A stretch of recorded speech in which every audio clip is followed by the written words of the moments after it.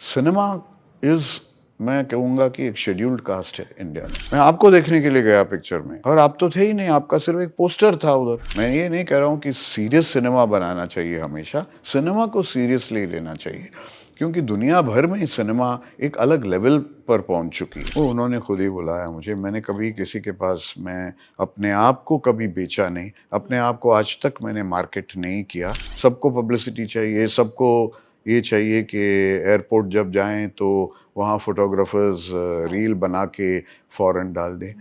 मुझे ये सब बहुत आर्टिफिशियल लगता है। वो नाम ही सही है ना, OTT, ओवर द टॉप। ये कोई नाम होता है डिजिटल प्लेटफॉर्म का? बगैर सोचे समझे फिल्म बनाई गई है। अब सोच के फिल्म बनाओ, अब ढंग के फिल्म बनाओ तो फिल्म चलेगी। डायरेक्टर के कहने से ही सब कुछ चलता तो बहुत अच्छा होता, लेकिन इतने सारे, वो कहते हैं ना, too many cooks spoil the broth kind of thing. अपना कन्विक्शन फॉलो कीजिए, आप अपना काम कीजिए। ऑडियंस बेवकूफ़ नहीं है, ऑडियंस सूंघ लेती है, अच्छी चीज़ सूंघ लेती है।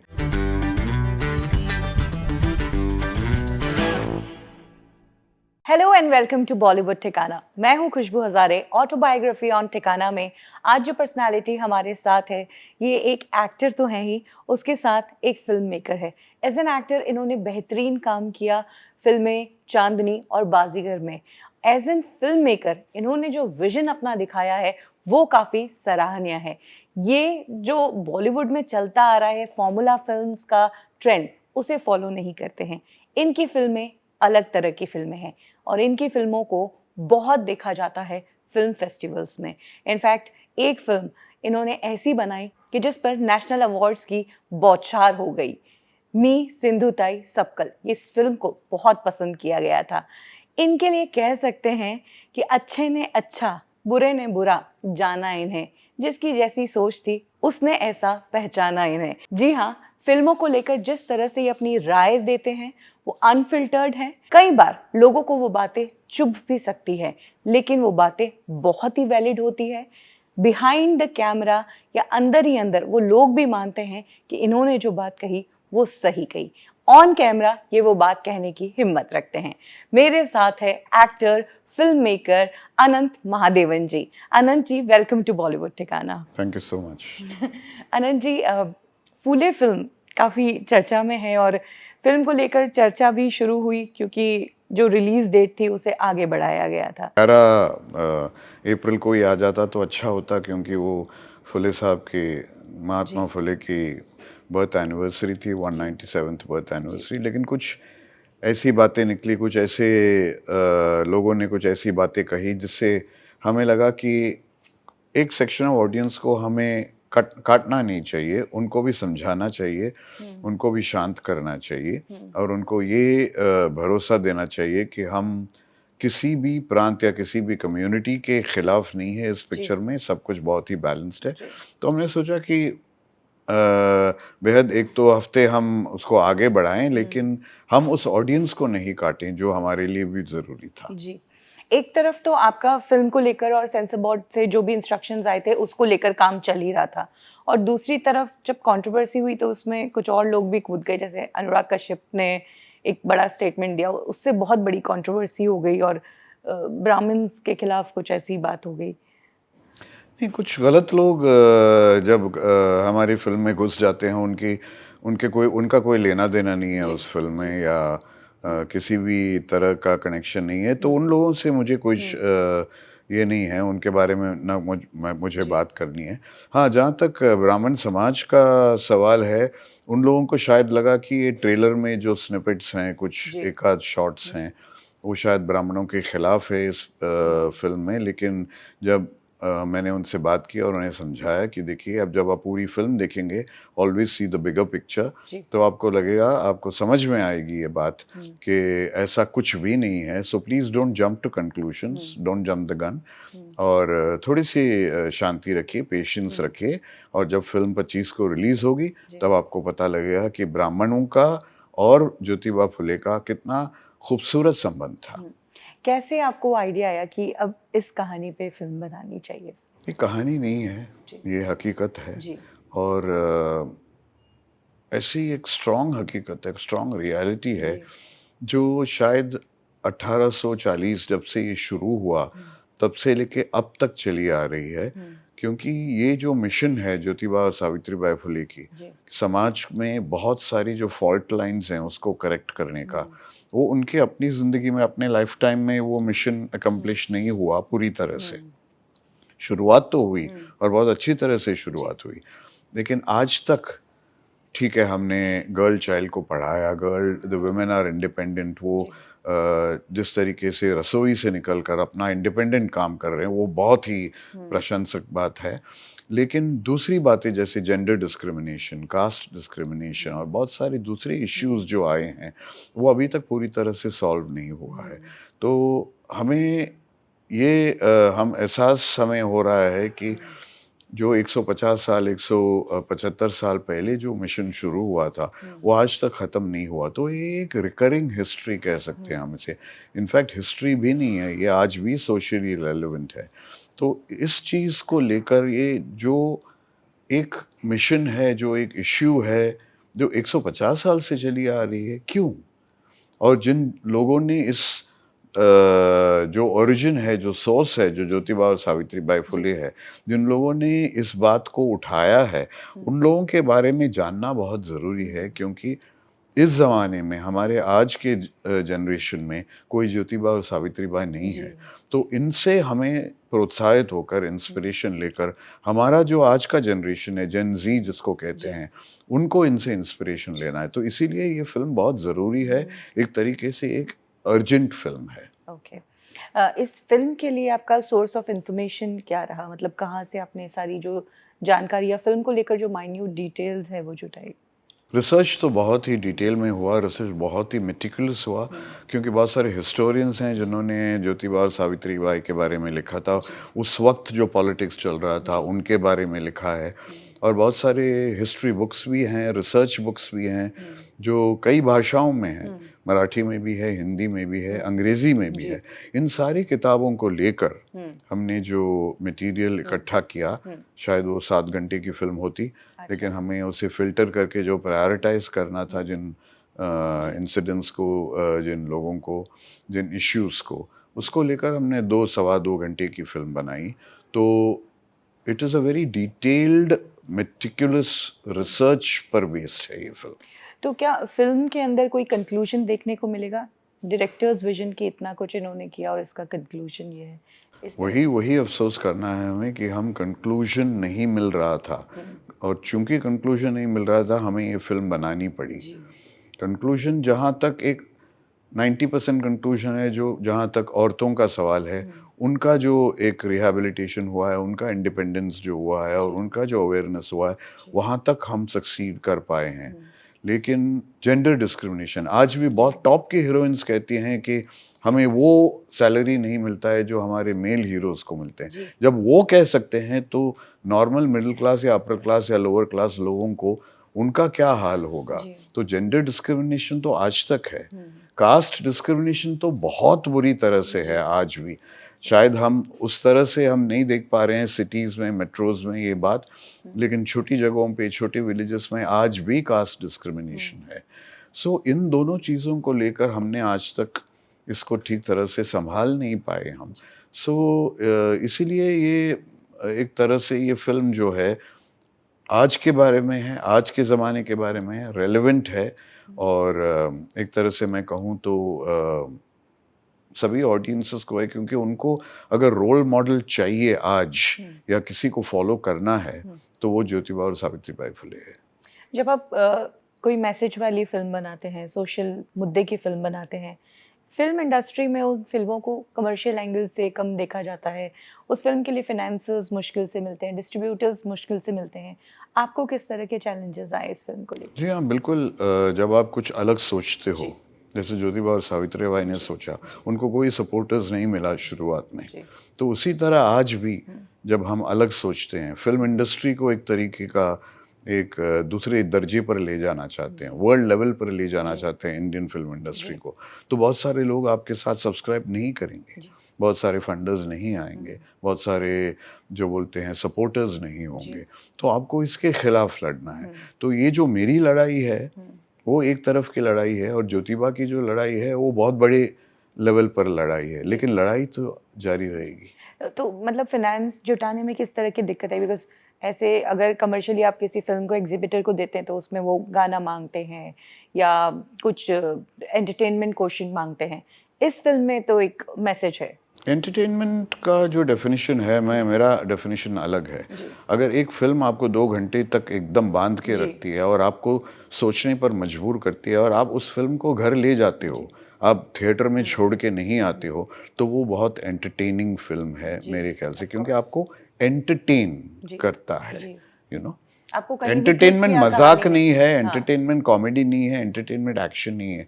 एंटरटेनमेंट वो भी है जो आपके दिमाग के अंदर घुस जाता है और आपके सेंसेस को एंटरटेन करता है। So that is entertainment. और जहाँ तक हम हमारी फिल्मों के बारे में बात, हमारी सिनेमा के बारे में बात करेंगे, आपने जो बात की है कि लोग इजीली इन चीज़ों को सपोर्ट नहीं इसीलिए नहीं करते हैं क्योंकि लोगों को लगता है, या कुछ लोगों को लगता है कि सिनेमा जो है वो एक कंज्यूमर आइटम है। सिनेमा से हम कितना पैसा कमा सकते ऐसा हैं, बनाया। क्रिएटिविटी के बारे में कोई नहीं सोचता है। क्योंकि क्रिएटिविटी सिनेमा जहाँ तक है, आर्ट जहाँ तक है, उसमें क्रिएटिविटी ज़्यादा है और कमाई जो है वो सेकेंडरी है। कमाई बहुत ज़रूरी है क्योंकि जब तक प्रोड्यूसर नहीं कमाएगा तो दूसरी फिल्म नहीं बनाएगा आपके साथ। जी। तो कमाई बहुत ज़रूरी है, लेकिन सिर्फ कमाई अगर आप लेंगे तो वो गलत है। जी। क्रिएटिविटी को आपको प्रायोरिटी देना पड़ेगा और क्रिएटिविटी जो है उसको हम सीरियसली यहाँ नहीं लेते हैं। सिनेमा को एक बहुत ही ट्रिवियल, फ्रिवलस, एक पास टाइम की तरह हम ट्रीट करते हैं। जी। और वो बहुत सारे कारण हैं उसमें। इंडिया इज़ अ वेरी, एक तरीके से कहा कि वेरी वेरी वास्ट कंट्री। उसमें पॉलिटिक्स भी मुश्किल है, स्पोर्ट्स भी मुश्किल है, सोशल बैलेंस भी मुश्किल है, इकोनॉमिक्स भी मुश्किल है। तो जब इतनी बड़ी बड़े सब्जेक्ट्स मुश्किल हैं तो सिनेमा तो एक बहुत छोटा सबसेट है उसका। जी। लेकिन सिनेमा को जब तक आप सीरियसली नहीं लेंगे, मैं ये नहीं कह रहा हूँ कि सीरियस सिनेमा बनाना चाहिए, हमेशा सिनेमा को सीरियसली लेना चाहिए क्योंकि दुनिया भर में सिनेमा एक अलग लेवल पर पहुंच चुकी है। एक अलग तरीके से सोचा जाता है। हमारा जो सोच है वो बहुत ही सीमित है और जब तक वो सोच आप बढ़ाएंगे नहीं, उस सोच को आप एक तरह से इंटेलेक्चुअल या एक दूसरे मैच्योर लेवल पर नहीं ले जाएंगे, हमारा सिनेमा, लोग जो हंसते हैं हमारे सिनेमा पर जो बाहर के देश, तो वो हंसते ही रहेंगे। मतलब आप कह रहे हैं कि इंटरनेशनल लेवल पर इंडियन सिनेमा बहुत छोटे लेवल पर है। लोग आपको रिस्पेक्ट नहीं करते हैं, लोग आपको एक सम्मान नहीं देते हैं, लोग आपको सीरियसली नहीं लेते हैं। हाँ, एक आध फिल्में उस ज़माने में, एक 60s में या 70s में, जब सत्यजीत रे, मृणाल सेन, ऋत्विक घटक, अडूर गोपाल कृष्णन, अरविंदन, शाजी करुण, गिरीश कासरवली, ये कुछ ऐसे नाम थे जिन्होंने हमारे सिनेमा को वर्ल्ड मैप पे पहुंचाया था, एक वर्ल्ड लेवल दिया था, एक वर्ल्ड रिस्पेक्ट दिया था। अच्छा। उसके बाद ख़त्म हो गया सब। श्याम बेनेगल साहब और गोविंद निलानी साहब ने एक, मनी कौल और कुमार शानी, एक हद तक उन्होंने कोशिश की और सक्सेसफुल भी हुए। लेकिन उसके बाद पिछले शायद 90 और फिर इस मिलेनियम में जो 25, 30, 35 साल से कोई ऐसे फिल्म मेकर नहीं आया जिसको हम कहते हैं कि ये वर्ल्ड क्लास फिल्म मेकर है और उस लेवल की फिल्म बनाते हैं। और जब हम देखते हैं कि ईरान जैसी जगह, ईरान जैसी कंट्री जहाँ वॉर टॉर्न है, इकोनॉमिकली बैकवर्ड है, वहाँ पे आप ब्रिलियंट फिल्म मेकर्स आपको मिलता है, चाहे वो असगर फरदी हो या मजीद मजीदी हो या अब्बास कियारोस्तामी हो या कोई भी हो। बाकी जगहों पे, बाकी देशों में भी आपको ब्रिलियंट फिल्म मेकर्स मिलते हैं और वो इस तरीके के सब्जेक्ट सोचते हैं जो यहाँ हमें डिस्कस करने के लिए भी परमिशन नहीं है। सोचना और करना तो बहुत दूर की बात है। तो सिनेमा इज़, मैं कहूँगा कि एक शेड्यूल्ड कास्ट है इंडिया में। कुछ समय पहले आप सुर्खियों में थे कि आमिर खान की फिल्म लापता लेडीज आई थी जो ऑस्कर्स के लिए गई थी।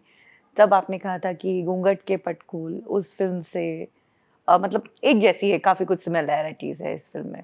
1999 में मैंने वो फिल्म बनाई। वो मेरी पहली फीचर फिल्म थी, हालांकि एज ए डायरेक्टर, हालांकि वो दूरदर्शन के लिए, अच्छा। टेलीविजन के लिए था। It was not for Doordarshan, it was for channel 9 Australia, एक ऑस्ट्रेलियन चैनल के लिए था, जो यहाँ दूरदर्शन में दिखाया गया, प्रीमियर किया गया। और वो कहानी ना ही टैगोर की किसी कहानी से इंस्पायर्ड थी और ना ही किसी और कहानी से। वो कहानी निकली हमारे जो वेटरन एक्टर थे सत्यन कपूर साहब, जी।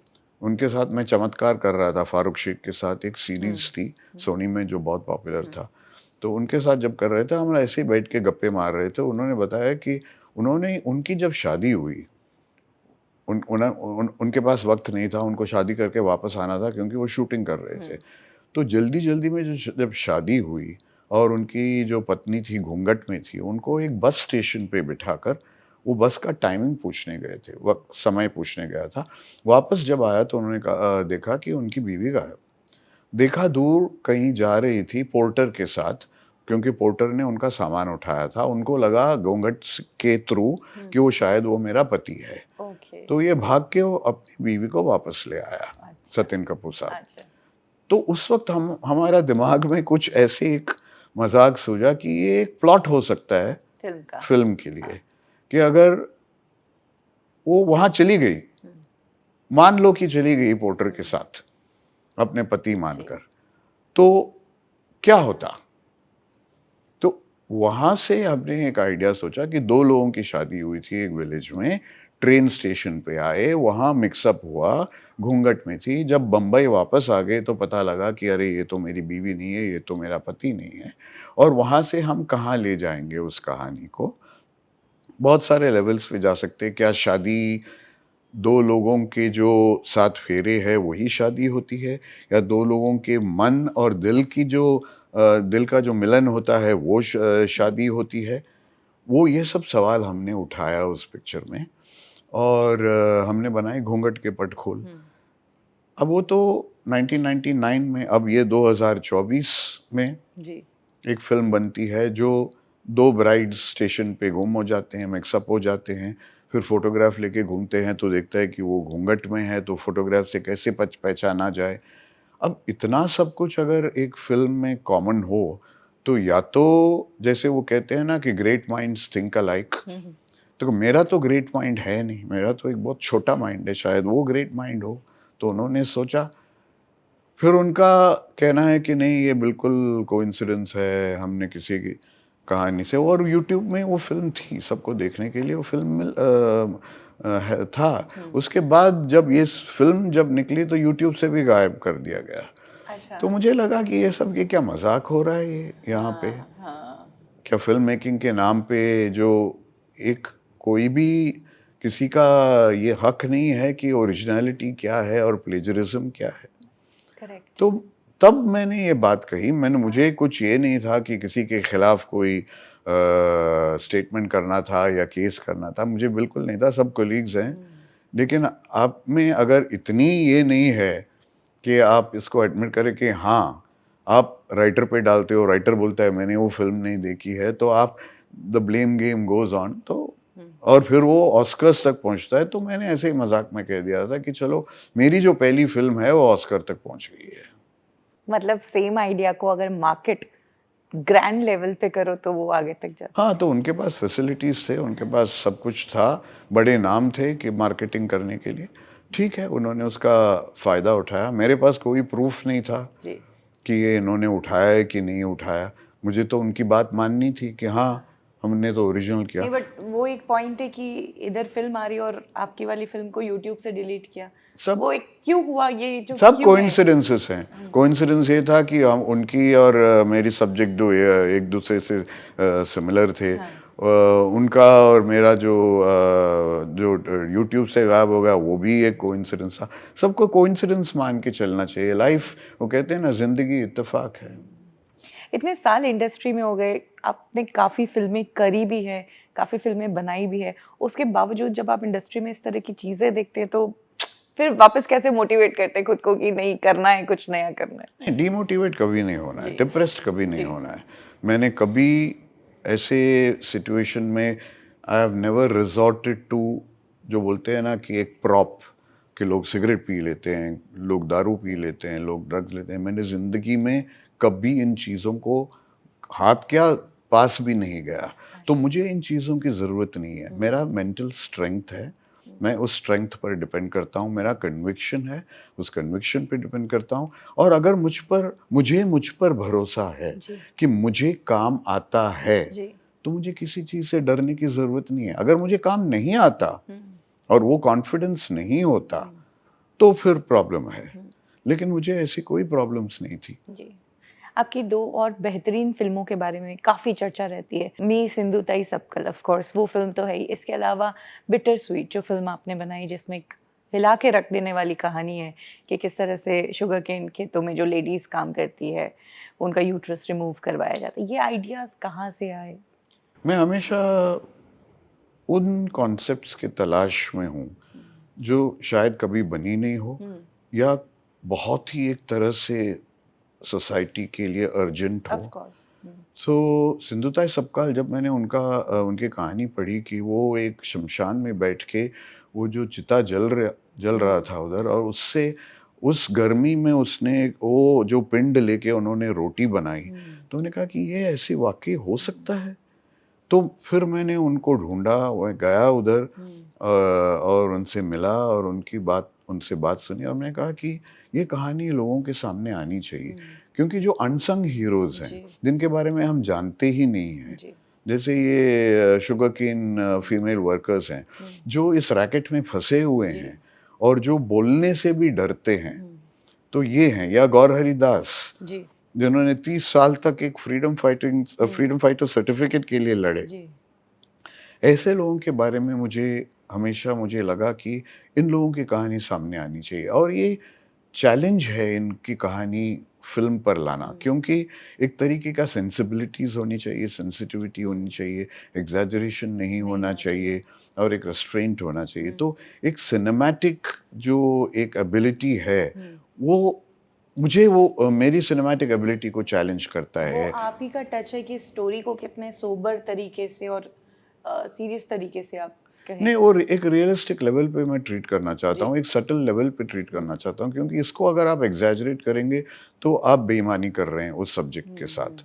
आप डिसऑनेस्ट हो रहे हैं उस सब्जेक्ट के साथ। कई लोग ऐसे सब्जेक्ट पे फिल्में बनाते हैं, लेकिन वो साथ में डिस्क्लेमर दे देते हैं कि एंटरटेनमेंट के लिए थोड़ी चीजें हमने बढ़ा चढ़ा के बताई है। नहीं, मैं तो सेंसर बोर्ड में बहुत क्लियरली कहा कि मैं ये नहीं कह सकता कि these characters are not real and these are fictitious.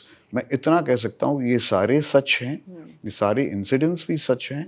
हाँ, सिनेमा के लिए हमने ड्रामेटाइज़ किया है इसको, क्योंकि वो सिनेमैटिक विज़न है, वहाँ तक मैं कर सकता हूँ। फुले में भी हमने वही किया है कि all the characters are real, all the situations are real, all that you see is real, but have been dramatized for cinematic effect, बस इतना ही। कास्टिंग का कैसे दिमाग में आया कि प्रतीक गांधी एंड पत्रलेखा को ही कास्ट करना है? प्रतीक के साथ मैंने काम किया था स्कैम जी 1992 में, और उस वक्त उन्होंने मुझे बहुत इम्प्रेस किया, क्योंकि जो सीन हमने किया, जिस तरीके से हमने रिहर्स किया और साथ में काम किया, मुझे लगा कि ये एक थोड़ा सा एक्स्ट्रा ऑर्डिनरी एक्टर है, ये जो नॉर्मल एक्टर नहीं है, इसमें कुछ फ़र्क है, इसमें कुछ डिफरेंसेस हैं, और कहीं मैं इसके साथ, प्रतीक के साथ, कहीं फ्यूचर में चल के मैं काम करना चाहूँगा। और वो बहुत ही जल्द मुझे वो मौका मिला, क्योंकि जब मैं फुले लिख रहा था, उस वक्त प्रतीक का जो चेहरा था वो एकदम मैच हो रहा था फुले के साथ। और पत्रलेखा एक बहुत ही क्वाइट, बहुत ही एक तरीके से अपने आप को बहुत एग्ज़िबिट नहीं करती है, बहुत जी ओपन नहीं है, जी और मुझे ऐसी एक औरत चाहिए थी, ऐसी एक लेडी चाहिए थी, जो सावित्री का जो इंटरनलाइज़ेशन है, उनके कन्विक्शन का, उनके काम का, वो अपने आप उसमें आ जाए, मैं उस पर थोपूँ नहीं उस जी चीज़ को। जी तो पत्रलेखा भी उस, और सबसे अच्छी बात है कि ये दोनों, वो जो स्केच है ज्योतिबा फुले और सावित्रीबाई फुले का, जो ओरिजिनल स्केचेस हैं हमारे पास, जो अवेलेबल है, गूगल में भी अवेलेबल है, जब हमने लुक टेस्ट किया, तो उस ऐसा लगा कि वो स्केचेस ज़िंदा बन होके आ गए बाहर उससे। सो इससे बेटर क्या हो सकता है कि लुक्स भी सही है, एक्टर्स भी आउटस्टैंडिंग है, तो ये कॉम्बो तो आप बीट नहीं कर सकते ना। प्रतीक गांधी गुजराती बैकग्राउंड से आते हैं, तो फिल्म को बनाने में क्या कुछ दिक्कतें आई कि डायलॉग डिलीवरी या जो एक्सेंट कहीं गुजराती ना आ रहा हो? बिल्कुल नहीं, उनका एक्सेंट तो वैसे भी हिंदी एक्सेंट है, हिंदी में हम फ़िल्म बना रहे हैं, और मराठी भी वो अच्छी तरह से बोल लेता है, तो मराठी में भी जो शब्द हैं वो भी उन्होंने ठीक से बोला है, ऑथेंटिक बोला है, ऐसा नहीं लगता है कि कोई गुजराती मराठी बोल रहा है। सो एक्टर कंज्यूमेट एक्टर है, कंप्लीट एक्टर है, तो उसमें कोई प्रॉब्लम था ही नहीं। आपने कमर्शियल फिल्में भी बनाई हैं। इनफैक्ट इनिशियली जब आपने फिल्में बनाना शुरू किया था, तब आपकी कमर्शियल फिल्में थी दिल विल प्यार व्यार, दिल मांगे मोर। अक्सर फिल्म के गाने भी बहुत हिट हुए थे। इस फिल्म को लेकर एक कहानी आई थी कि एक बार आजा आजा जो गाना है, उसको लेकर गुजरात की एक जगह में हड़कंप मच गया था कि हम ये गाना चलाते तो भूत आ जाते। क्या ये सच्ची है कहानी की? लोग बहुत सारी बातें बनाते हैं, कुछ भी नहीं, किसी भी चीज़ पॉपुलर चीज़ को लेके लोग अपने अपने इमेजिनेशन से चलते हैं। हाँ। मैं उसको कुछ तवज्जो नहीं देता हूँ। तो ये बात सच नहीं, ये rumor मुझे है मुझे क्या? पता भी नहीं पता है। ही नहीं है आपको? मुझे अच्छा। मैंने सुना था, जी। लेकिन मैं I didn't care bother to find out about it. हुँ। जहाँ तक मेरी मेन स्ट्रीम फिल्म्स का सवाल है, दिल जी। मांगे मोर और दिल विल प्यार दिल व्यार। विल प्यार व्यार। हुँ। दिल विल प्यार व्यार एक एक्सपेरिमेंट था। जी। वो मेरी पहली हुँ। बिग स्क्रीन फिल्म थी जी। आफ्टर घूंघट के पटखोल। एक एक्सपेरिमेंट इसीलिए था क्योंकि आर डी बर्मन के जो पब्लिश्ड म्यूजिक है उसको हमने यूज़ किया एक अलग तरीके से। तो वहाँ तक ठीक था। दिल मांगे मोर भी एक मैं कॉमेडी बनाना चाहता था, एक इर्रेवरेंट कॉमेडी। और ये हमेशा सच है कि जो जिस शख्स से आप पहली बार प्यार करते हैं, चाहे वो लड़का हो या लड़की हो, वो कभी तुम्हारी ज़िंदगी में रहती नहीं है या रहता नहीं है, कोई और ही आ जाता है। तो वो एक स्टोरी था, बट वहाँ तक ठीक था। उसके बाद मुझे लगा कि जो मैंने फ़िल्म के बारे में सीखा था, अपने आप को एजुकेट किया था बड़े-बड़े मास्टर्स के काम को देखकर, फिर मुझे वो सब अमल करना चाहिए उस पर। तो धीरे-धीरे मैंने उस तरीके की फ़िल्में बनाना ही बंद कर दिया और अब वो मेरा एकदम जो बोलते हैं ना अतीत है, एक हाँ। अतीत जो मैं याद नहीं करना चाहता हूँ याद नहीं करना चाहते। और ना ही मैं उसको रिकॉल करना चाहता हूँ, क्योंकि वो नहीं था। जी। मेरा जो लक्ष्य था वो वो उस नहीं तरीके था। के फ़िल्में नहीं नहीं था। था। मेरा लक्ष्य स्टेइंग अलाइव था, रेड अलर्ट था, Mee Sindhutai Sapkal, doctor Rakhmabai, my god, जी। Bitter sweet, yes, story yes. Teller. Story teller जो सत्यजीत रे को जी। मैंने ये किया था, जी। ट्रिब्यूट दिया था और अब फुले। तो इस तरीके की फ़िल्में मैं बनाना चाहता हूँ या इससे भी और चैलेंजिंग और डिफ़िकल्ट फ़िल्में बनाना चाहता हूँ। मैं अब उसके बारे में बिल्कुल नहीं सोचना जी। चाहता हूँ। शाहिद कपूर इनिशियल स्टेज पे ही थे करियर के जब आपने उनके साथ काम किया। Was Shahid a threat to industry जो एक्जिस्टिंग स्टार्स थे? क्या उन्हें बिल्कुल, he was a terrific actor और जिस तरीके से वो आया था, we knew he this is a new star on the horizon. और बहुत सारे लोगों ने दिल मांगे मोर को एक तरह से बुराई भी की। बहुत सारे लोगों ने, थिएटर ओनर्स से लेके, पब्लिसिस्ट से लेके, जर्नलिस्ट ने, क्रिटिक्स ने, सब लोगों ने बुराई की, होपिंग दैट उस फ़िल्म को मार डालें। अच्छा। लेकिन today Dil Maange more is a cult film, it's a yes, cult date yes. Film. लोग टीवी देखते वगैरह। हैं, हाँ। उसके गाने बहुत अच्छे जी। हैं और Shahid was very good in it. और so ultimately a film stage and a film lives. आप जितना भी उसको मारने की कोशिश करो, आपके पॉलिटिक्स यूज़ करो। मुझे पता था कि लोग उसके खिलाफ हैं, उस फ़िल्म के खिलाफ हैं और मेरे भी खिलाफ हैं कि वो चाहते नहीं थे कि मैं कोई सक्सेसफुल फ़िल्म बनाऊँ। पता नहीं क्यों, ये प्रोफ़ेशनल जेलसीज़ और एनवीज़ होते हैं, लेकिन वो अब जैसे मैंने कहा बहुत पीछा छोड़ दिया मैंने या। आपका एक अच्छा एक्टिंग करियर भी रहा है और हमारा ये जो शो है हम तो जर्नी की ही बात करते हैं। एक्टिंग में आप कैसे आए? क्या बैकग्राउंड था आपका और एक्टिंग में कैसे आना हुआ? मैं तो स्कूल से ही थिएटर करता था। अच्छा। स्कूल के हर साल में जो प्ले होता था जी। पेरेंट्स डे पे, उस जी। प्ले में मैंने आप किया। मुंबई में ही बॉर्न हुए? बिल्कुल नहीं, Mumbai. I was born in Kerala. हाँ। और लेकिन स्कूलिंग और एजुकेशन पूरे बम्बई में ही है। अच्छा। और 11 या 10 नाटक कर चुका था जब मैं स्कूल से निकला। जी। तो उस तरीके का एक्सपीरियंस था। फिर कॉलेज में इंटर कॉलेजिएट अच्छा। से। तो थिएटर मेरा एक, फैमिली में कोई था थिएटर में? नहीं कोई भी नहीं था। तो मम्मी-पापा क्या करते थे आपके? नहीं, mummy was at home only, she was a housewife, but वो वीणा बजाती थी। ओके। और पापा तो काम करते थे एक इंजीनियरिंग कंपनी में। तो पापा नहीं चाहते थे कि आप भी पढ़ लिख कर इंजीनियर बनो? वो तो यही चाहते थे कि या तो रिसर्च साइंटिस्ट बनो या हाँ। डॉक्टर बनो या इंजीनियर बनो। पापा इंजीनियर नहीं थे, वो काम करते थे उस ऑफिस में।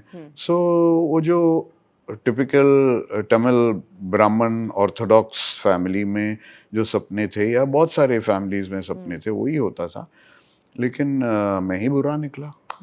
तो पापा स्पॉइल्ड से चाइल्ड। कभी ऐसे झगड़े रिबेल करके नहीं निकलना? नहीं नहीं, उस वक्त तो था नहीं, पापा बहुत जल्दी गुजर गए, जब मैं 13 साल का था वो गुजर गए, तो झगड़े करने का मौका भी नहीं मिला। जी। लेकिन वो क्या होता है ना कि मैंने जानबूझ के किया नहीं था, जी। एक जो कहीं अंदरूनी एक था। ये है, हम्म। एक ख्वाहिश है, हाँ। और वो आपको बगैर बताए बाहर निकल आता है। हाँ। तो अगर एक्टिंग मेरा शौक था, हाँ। तो वो एक शौक जो प्रोफेशन बन गया, तो मैं कुछ कर नहीं पाया उसमें। कमर्शियल फिल्मों में कैसे एंट्री हुई थिएटर से?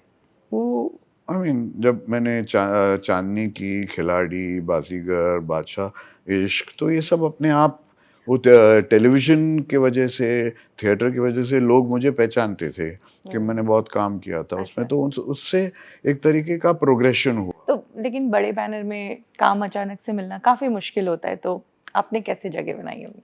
वो उन्होंने खुद ही बुलाया मुझे, मैंने कभी अच्छा। किसी के पास मैं अपने आप को कभी बेचा नहीं, अपने आप को आज तक मैंने मार्केट नहीं किया, जी। क्योंकि मेरी नानी कहती थी कि अगर चीज़ अच्छी है हम्म। तो एडवर्टाइज करने की ज़रूरत नहीं है। Perfect perfect, well said.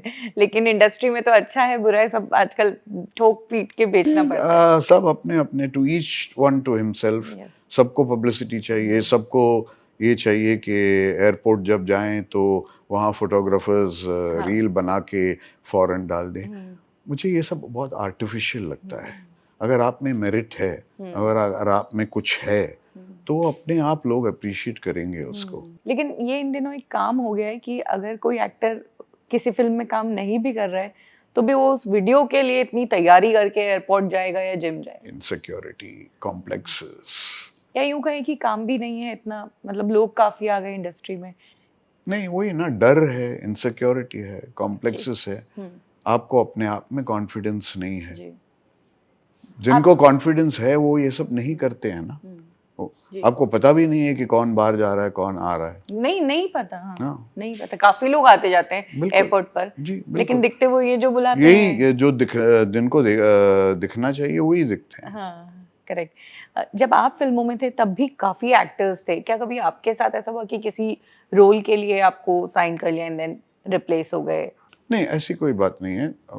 बस कभी-कभी कुछ रोल्स मिस होते थे, या मैं देरी से पहुंचता था किसी प्रोड्यूसर के पास, कि मुझे पता था कि अब जैसे श्याम बेनेगल हो या एमएस सत्यू हो या गोविंद निहलानी हो, ऐसे लोगों के पास मुझे कोई शर्म नहीं आती थी जाके बोलने के लिए कि मैं आपके साथ काम करने के लिए तैयार हूँ, मुझे कोई काम दीजिए। जैसे एमएस सत्यू ने बहुत अच्छा रोल दिया था मुझे उनके सीरीज में। सो ऐसे लोगों के साथ मैं काम करना चाहता था। लेकिन जो बहुत ही पॉपुलर सिनेमा है वो अपने आप मुझे बुलाते थे, जी। तो मैं I was my priorities were very clear. If the popular people call me I will go, but I will go and ask work from people जिनका काम मैं एडमायर करता हूँ, जिनके काम का प्रशंसा करता हूँ। चांदनी में how was it working with Vinod Khanna ji, Sridevi ji and Rishi Kapoor ji? तीनों इस दुनिया में नहीं है, कैसा रहा आपका जी, एक्सपीरियंस? अच्छा था, बहुत अच्छा था, क्योंकि that was my first big star film, और यश जी डायरेक्ट कर रहे थे। और एक सीक्वेंस था जहाँ वहीदा जी, जूही चावला एक स्पेशल अपीयरेंस में थी, विनोद खन्ना साहब, सब लोग थे। श्रीदेवी के साथ तो हम लोग तमिल में बात करते थे, सो अच्छा। You know we used to break the ice, अच्छा। We spoke the same mother tongue, so comfortable था। और हाँ, that was a learning experience. मेरी शुरुआत के दिन थे वो, और देख रहा था कैसा काम हो रहा है, छोटी छोटी चीज़ें जो दिमाग में रह जाते हैं। जब आप फिल्म मेकर बन जाते हो तो बहुत सारी चीज़ें आपको याद भी आती है कि एक सर्टेन डिसिप्लिन था, सर्टेन सिस्टम था, उसको फॉलो करो, क्योंकि जो इंडिपेंडेंट फिल्म मेकर्स थे उस ज़माने के, दे वर मोर डिसिप्लिन्ड एंड मोर सिस्टमैटिक। आजकल तो आप उधर बैठे हो, मैं यहाँ बैठा हूँ, और मैं आपको ईमेल भेज रहा हूँ, जब आप सामने बैठे हो मैं बात भी नहीं कर पा रहा हूँ आपसे। सब कुछ उस तरीके का आर्टिफिशियल ऑफिशियलिटी हो गया है, वो नहीं था। फिल्म वाज मेड विथ दिल से भी बनाया गया, दिमाग से भी बनाया गया। आपने अब्बास मस्तान के साथ भी फिल्मों में काम किया है, और बाजीगर में तो आपकी स्पेशल अपीयरेंस जो सबसे स्पेशल तो थी लेकिन सबसे अहम थी, क्योंकि कहानी ही पूरी उसके पीछे बुनी गई है। तो कैसे आपकी एंट्री हुई इस फिल्म में और शाहरुख कैसे थे उनके करियर के इनिशियल? उन्होंने खिलाड़ी में मुझे जी, बुलाया खिलाड़ी में। और उन्होंने कहा कि मैं किलर का रोल कर रहा हूँ। हाँ, तो मैंने सोचा कि इस चेहरे के साथ आपको कैसे सूझा आपको कि नहीं, हमको एक कोरा कागज़ चाहिए था और उस पे हम पेंट करेंगे और जो जिसके ऊपर बिल्कुल सस्पिशन ना हो, कोई अच्छा। शक ना हो, उस तरीके के लोग। क्योंकि उस फ़िल्म में प्रेम चोपड़ा साहब भी थे, शक्ति कपूर भी था, बहुत सारे विलन्स थे उसमें और मुझे मेन विलन बनाना वो तो it was totally I credit Abbas Mastan with it. तो उसके बाद अब्बास मस्तान ने कहा कि आप जितने भी हम फ़िल्म बनाएँगे आप उसमें होंगे। तो उसमें नेगेटिव रोल मिला मुझे खिलाड़ी में। बाजीगर में it was a very sympathetic role. Baadshah में it was a funny role. तो उन्होंने कभी मुझे टाइपकास्ट नहीं नहीं किया। किया, उन्होंने हमेशा अलग। अलग-अलग रोल्स ही दिए। शाहरुख कैसे थे एज़ एन एक्टर करियर के इनिशियल स्टेज पे बाज़ीगर? शाहरुख के साथ तो हम लोग ने सर्कस में काम किया था। अज़ीज़ अच्छा। मिर्ज़ा और कुंदन शाह के हाँ। सीरीज़ जो था सर्कस में, तभी से मैं उनको जानता था। हुँ, उसके बाद जब अ, बाजीगर में किया था तो उनके साथ सीन्स नहीं थे मेरे, क्योंकि मैं उनके फादर का रोल कर रहा था। जी। लेकिन of course he knew about me. फिर बादशाह में we came face to face and then we had a great time. अच्छा। और उसके बाद उन्होंने जब अपना सॉफ्टवेयर कंपनी लॉन्च किया, रेड चिलीज़ जी, सॉफ्टवेयर जी। कंपनी, तब उन्होंने मुझे बुलाया उनके पहली सीरियल डायरेक्ट करने के लिए, घर की बात है। जी। जिसमें Aziz Mirza was the script consultant. तो ओके। मुझे अज़ीज़ मिर्ज़ा के साथ काम करना था, wow! You know, hmm, and I always admired his work, Saeed Mirza और अज़ीज़ मिर्ज़ा। तो अज़ीज़ के साथ काम करने में बहुत मज़ा आया and we made 26 episodes of Ghar Ki Baat Hai. So अच्छा। ऐसे we had a long association. अभी आपने सिकंदर में भी काम किया सलमान खान के साथ। सिकंदर में नहीं, मैंने अपने आप को देखा ही नहीं और ना आप ही किसी ने देखा, लेकिन क्योंकि फ़िल्म के क्रेडिट में आपका हाँ, सिर्फ़ क्रेडिट पे जी, नाम है, लेकिन विज़ुअली पता नहीं किसी महान सोच या दिमाग ने मेरे जो 5-6 सीन्स हैं वो सारे निकाल दिए, तो शायद वो ट्रैक ही निकल गया। तो मैं ये नहीं कह सकता कि मैं सिकंदर का हिस्सा हूँ। अच्छा आपने कितने दिन शूट किया था? किया था 5-6 दिन शूट किया सीएम का था। रोल था आपका? जी, जी, जी। अच्छा, तो आपने फिर नाडियादवाला से पूछा नहीं कि भई किधर है रोल, मैं किधर हूँ? मैं ये सब नहीं करता हूँ। जी। आपको अगर सही लगता है कि ये रोल नहीं चाहिए या ये चीज़ का कोई फ़ायदा ही नहीं है, तो फिर आपसे बात करके फ़ायदा ही क्या है? किसी से भी बात करके फ़ायदा क्या है? हुँ, क्योंकि आपको लगता है कि मैं I am my role is not important, I am not important. Hmm. अब आपकी फ़िल्म है, आपको जो करना है आप कर लीजिए। मैं इस पर मैं पढ़ता ही नहीं हूँ उसमें। आप सीनियर हैं इंडस्ट्री में इतने सालों से हैं, खुद भी फ़िल्में बनाते हैं।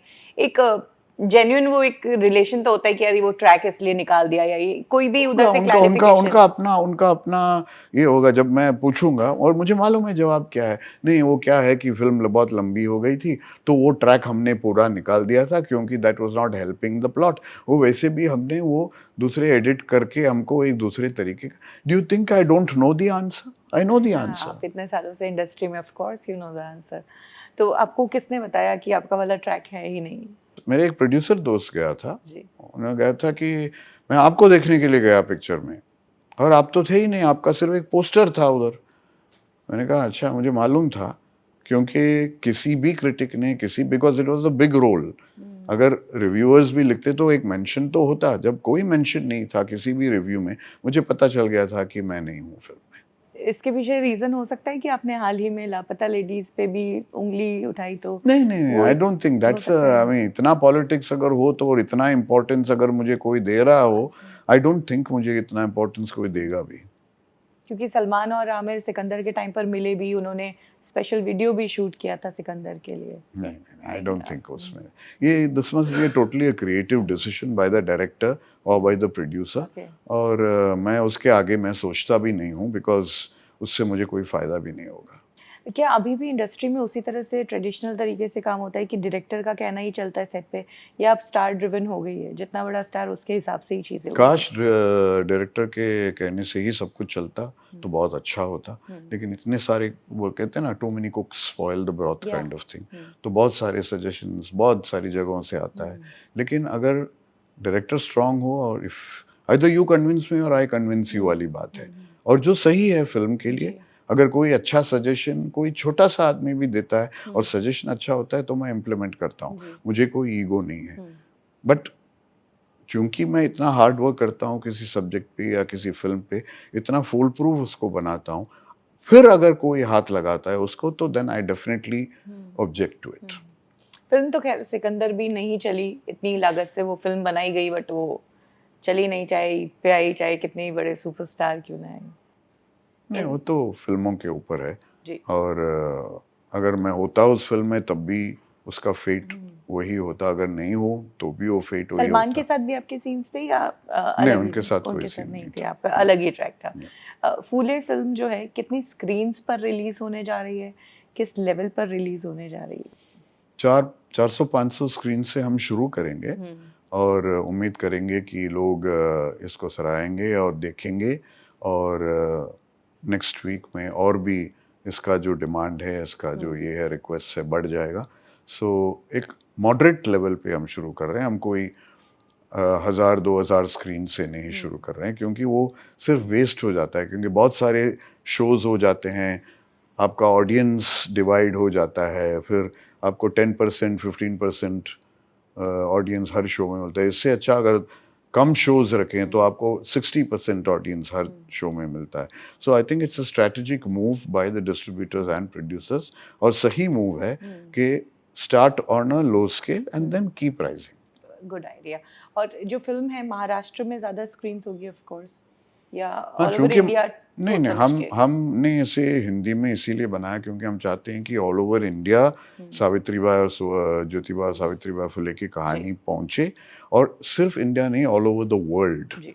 क्योंकि ये एक तरीके से उनका जो रेवोल्यूशन था, वो एक इंटरनेशनल लेवल पे उसको देखा जाता है। जैसे मार्टिन लूथर किंग ने किया, या इब्राहिम लिंकन ने, या जॉर्ज वॉशिंगटन ने, या अपार्थाइड इन साउथ अफ्रीका। ये इंटरनेशनली ये रेलेवेंट है। हालांकि इंडियन स्टोरी है, it's relevant. That is the reason हम लोगों ने हिंदी में बनाए, ताकि इंटरनेशनल जाए और लोगों को पता लगे कि यहाँ भी दो रेवोल्यूशनरीज थे जो इतने फ्यूचरिस्टिक सोच रहे थे। जी।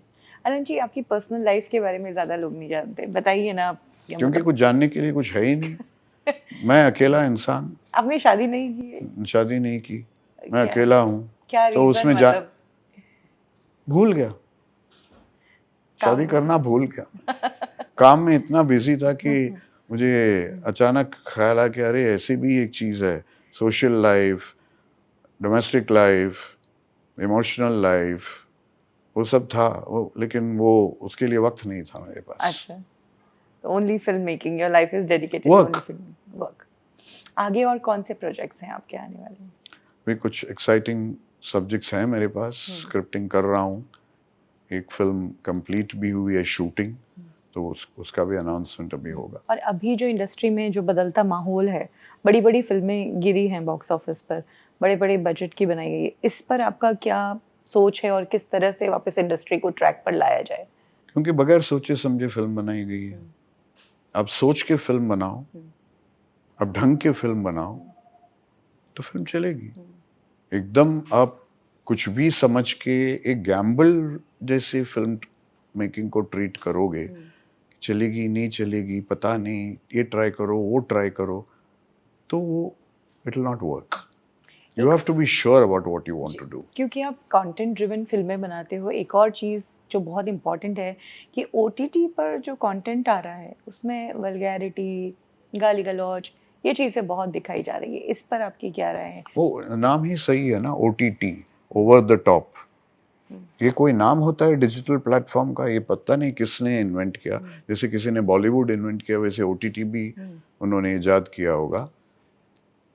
चूंकि सेंसरशिप नहीं है, हाँ, ओटीटी पर अभी आपको लगता है कि सेंसेशनल कुछ भी कर लो, गाली गलौच बक दो, खून खराबा दिखा दो, तो लोग देख लेंगे और कोई है भी नहीं आपको रोकने के लिए।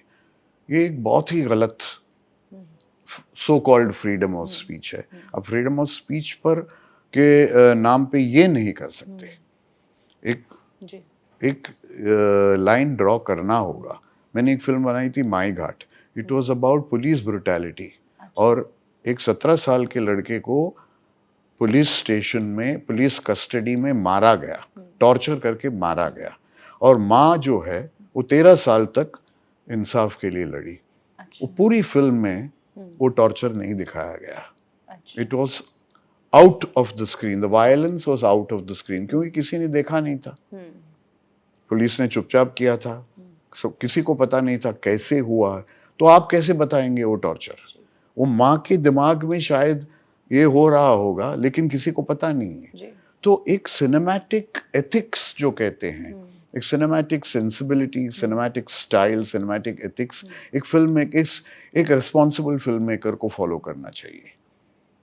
अगर आपको ये लगता है कि खूनम खून कर दो या गाली गलौज कर दो और उससे लोग बहुत ही इम्प्रेस हो जाएंगे और लोग बार बार देखेंगे, तो एक चीज़ प्रूव हुआ जब मैंने मेरी स्टोरी टेलर जो थी फिल्म जो डिज्नी हॉटस्टार में रिलीज हुई, जियो हॉटस्टार में, उस वक्त लोगों ने एक्चुअली मुझसे आकर ये कहा कि ऐसा लगा कि कोई ठंडी हवा चल रही है, कोई रिफ्रेशिंग हवा चल रही है. और उस फिल्म को इतना लोगों ने उठाया सर पर, हर क्रिटिक ने उस फिल्म को 4 स्टार दिया. तो वो एक मेरे लिए बहुत बड़ा एक लेसन था कि आप अपना कन्विक्शन फॉलो कीजिए, आप अपना काम कीजिए. ऑडियंस बेवकूफ़ नहीं है, ऑडियंस सूंघ लेती है, अच्छी चीज़ सूंघ लेती है. लेकिन प्रॉब्लम क्या है, हम ऑडियंस को इतने खराब चीज़ देते हैं. अगर कोई रेस्टोरेंट ही नहीं होता है, कोई घर ही नहीं होता है, सब स्ट्रीट फूड होता है, तो ऑडियंस को जो हम जाके वो स्ट्रीट फूड ही खाएंगे और बीमार पड़ जाएंगे. करेक्ट. लेकिन अच्छे हेल्दी फूड्स दो, सब कुछ दो, तो वो भी खाने शुरू करेंगे. तो it is our fault that we are not giving the audience the right thing. और उनको इतना ड्रग करके रखा है, इतना नशा दे के रखा है कि उनके पास और कोई चॉइस है ही नहीं. वॉयलेंस की अगर बात करें तो अभी रणबीर कपूर की फिल्म एनिमल भी आई थी और उस फिल्म में बहुत सारी चीज़ें ऐसी थी जिसके बारे में बातें हुई, चाहे वॉयलेंस हो, चाहे बूट लिकिंग वाला सीन हो. तो आपका इस तरह की फिल्मों के बारे में क्या कहना है? बिकॉज सेंसर बोर्ड से पास हो के ही वो फिल्म रिलीज. मुझे कुछ नहीं कहना है. God bless them. समझ आ गया. आप होते तो क्या इस तरह की फिल्म बनाते हैं या मैं क्यों बनाऊं? अप्रूव भी करते? क्यों बनाऊं मैं? मेरे सेंसिबिलिटीज हैं नहीं, मेरा conscience will not let me, मेरा commitment will not let me. और अगर उनका कोई जस्टिफिकेशन भी है उसका, तो फिर वो जाने, मेरे समझ से बाहर है ये. बट फिल्म ने अनाप शनाप पैसा कमाया. पैसा कमाने के लिए तो बहुत कुछ कर सकते हैं लाइफ में, सिर्फ फिल्म ही क्यों. लेकिन 2 तरीके के पैसे कमाए जा सकते हैं. एक डिग्निटी और ऑनेस्टी और एक सेटिस्फैक्शन के साथ, और दूसरे in any way criminal, black money, जो मनी लॉन्ड्रिंग, किलिंग. तो आप किस तरीके से कमाना चाहते हैं उस पर है. आपका स्टोरी टेलिंग बिल्कुल अलग है. आपके अलावा आपको फिल्म इंडस्ट्री में कौन से फिल्म मेकर्स ठीक लगते हैं कि ये काम थोड़ा अच्छा डिसेंट करते हैं? एक ज़माने में था, जैसे सत्यजीत रे साहब थे, मृणाल सेन, ऋत्विक घटक, तपन सिन्हा. केरला में अडूर गोपाल कृष्ण, अरविंदन, शाजी करुण, केजी जॉर्ज, गिरीश कासरवली कनाडा में. ऑफ कोर्स बिमल रॉय साहब थे, वी शांताराम थे, रशीदा, गुलजार, बासु चैटर्जी, बासु भट्टाचार्य, श्याम बेनेगल साहब, गोविंद निलानी, वहाँ तक बस. उसके बाद कोई नहीं. राजकुमार हिरानी, संजय लीला भंसाली, वो सब ठीक है. I mean they are making middle of this thing. वो जो एक्सेलेंस है, मैं एक्सेलेंस की बात कर रहा हूँ, मैं वर्ल्ड सिनेमा की बात कर रहा हूँ. वैसे तो बहुत सारे लोग हैं जो फिल्में बनाते हैं, वो कभी परमानेंटली ये नहीं एच्ड नहीं रहते हैं हिस्ट्री में. लेकिन ये जो नाम लिया, क्यों मुझे याद रहता है इन लोग, क्योंकि इन लोगों ने ऐसी फिल्में बनाई है, इन लोगों ने हम जैसे लोगों को इंस्पायर किया है. भेड़ चाल से अलग निकलकर इस तरह का सिनेमा बनाना कितना मुश्किल है, और मतलब क्या लगता है आपको कि कितना आप कुछ लोगों तक पहुंचा पाएंगे या कुछ चेंज ला पाएंगे इस तरह? इम्पॉसिबल है, मुश्किल है, बहुत मुश्किल है. मैं तो इम्पॉसिबल तक कहूँगा, क्योंकि जब भी मैं एक फिल्म अपनी फिल्म बनाना चाहता हूँ, कम से कम 7, 8, 10 प्रोड्यूसर्स के बाद ही मुझे वो प्रोड्यूसर मिलता है जो फिल्म बनाता है, क्योंकि इतनी मुश्किलात होती है फिल्म बनाने में. और मुझे पता है कि मेरी जो ऑडियंस है, इंडिया में 140 करोड़ की आबादी है, 140 करोड़ में कुछ 10% लोग फिल्में देखते हैं, तो इतना छोटा हो गया आपका।